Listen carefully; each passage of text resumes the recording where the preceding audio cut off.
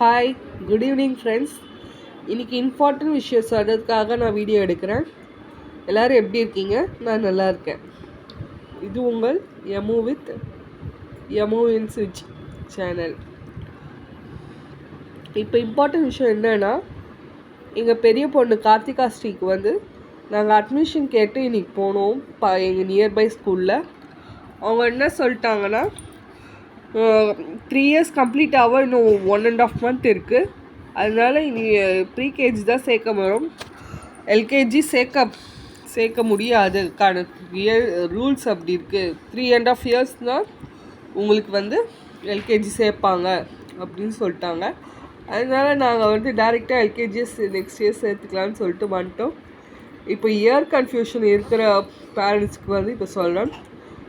March 2022 பிறந்த பசங்களுக்கு தான் இப்போ எல்கேஜி சேர்க்குறாங்க. 2022 மார்ச் அதாவது ஜனவரியிலேருந்து மார்ச்குள்ளே பிறந்த 2022 அதுக்கு முன்னாடி பிறந்த பசங்களுக்கு தான் இப்போ வந்து எல்கேஜி அட்மிஷன். ஓகேவா? அப்புறம் வந்து இன்னொரு இம்பார்ட்டன்ட் விஷயம் என்னென்னா, ஆர்டிஇனா என்னென்னா ரைட் டு எஜுகேஷன் ஒரு ஸ்கீம் இருக்குது. அது எத்தனை பேருக்கு தெரியும்னு எனக்கு தெரியல.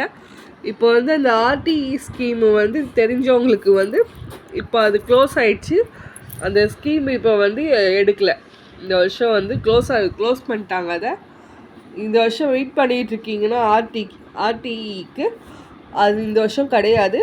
நீங்கள் வந்து டைரெக்டாக ஸ்கூலில் போய் அப்ளை பண்ணுற மாதிரி தான் இருக்கும். அட்மிஷனுக்கு என்னென்னா ஃபீஸ் கட்டி படிக்கிற மாதிரி தான் இருக்கும். நீங்கள் வந்து அட்மிஷன் போடுறவங்க இந்த வருஷம் போட்டுருங்க. குட்டி பசங்களா நல்லா படிங்க. உங்களால் முடிஞ்ச உதவியை எல்லாருக்கும் பண்ணுங்கள்.